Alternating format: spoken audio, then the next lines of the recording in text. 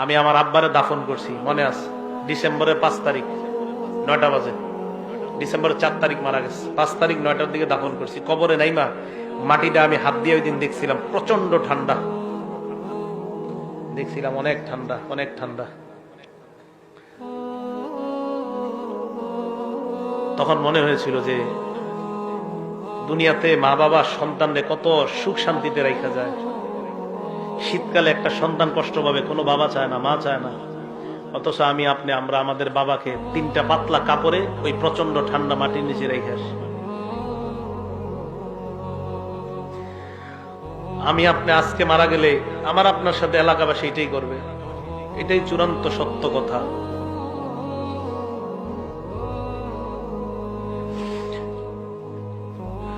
মারা যাওয়াটাই চূড়ান্ত সত্য কথা, মারা থেকে কেউ বাঁচতে পারবে না।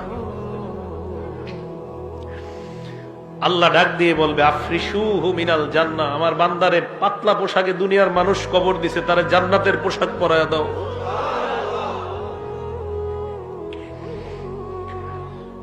কে জানে আমার আপনার নসিবে এই পোশাক আছে কিনা।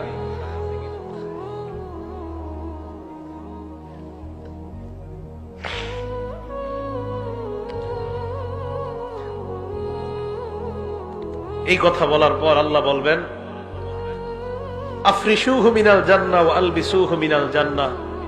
প্রথমে বলবেন আমার বান্দার কবরটা জান্নাতের বিছানা বিছায়া দাও। ওয়া আলবিসুহু মিনাল জান্নাহ, তার শরীরে জান্নাতের পোশাক পরায়া দাও।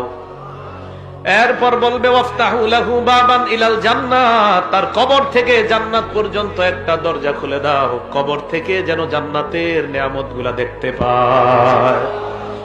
জান্নাতের দরজা খুলে দেওয়ার পর বান্দা তাকায় দেখবে জান্নাতের হুররা নাচানাচি করতেছে। ওই বান্দার মন চাইবে হুর স্পর্শ করার জন্য। আল্লাহ বলবে নামকানাউ মাতিল আরুস, বান্দা তুমি থামো, বাসর রাতের দুলার নেই তুমি ঘুমিয়ে যাও। লা ইউকিযুহু ইল্লা আহাব্বা আহলিহি, বাসর রাতে ফজরের আজান হয়ে গেলে তোমার প্রিয়তমা ছাড়া তোমাকে অন্য কেউ জাগ্রত করার মতো ঘরে কেউ থাকে না। কবরের মধ্যে তুমি আসছো, এই জায়গায় তোমার প্রিয়তমা নাই, প্রিয়তম নাই। ইমানদার, আমি আল্লাহ তোর প্রিয়তম হয়ে গেলাম।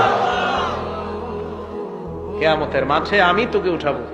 ঘুমা ঘুমা, তুই ঘুমা, এখনো জান্নাতে যাওয়ার সময় হয়নি, কবরে থাকো। তোমার তো কবর থেকে জান্নাতের নিয়ামত উপভোগ করার সুযোগ দিয়েছি, থামো। আরেক বর্ণনায় আসছে ফায়ুফসাহু লাহু কবরুহু, তার কবরটা বিশাল প্রশস্ত করে দেওয়া হবে। মাদ্দা বাসরিহি, তার দৃষ্টি যতটুকু যায় এই পরিমাণ প্রশস্ত করে দেওয়া হবে। প্রিয় ভাইয়ারা, জামির দিয়ার ভাইয়ারা, আমার আপনার কবরটা, আমার আপনার মৃত্যুটা, আমার আপনার কবরটা যেন এমন কবরই হয়। আমি আপনাদের জন্য দোয়া করবো, আপনারা আমার জন্য দোয়া করবেন।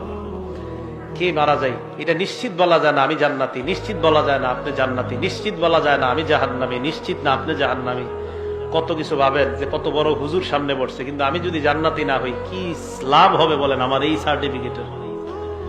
এই জন্য মরণের চিন্তাটা খুব বেশি করা দরকার। আল্লাহ আমাদের সকলকে তৌফিক দান করেন। ওই বান্দাকে কবরের মধ্যে রাখার পর হঠাৎ ওই বান্দা যখন কবরে থাকবে, এক বর্ণনা আসছে বান্দা দেখবে তার কবরে সুন্দর একটা মানুষ। হ্যাঁ, এই তুমি কে? বলবে আনা আমালুকাস সালিহ, আমি তোমার নেক আমল।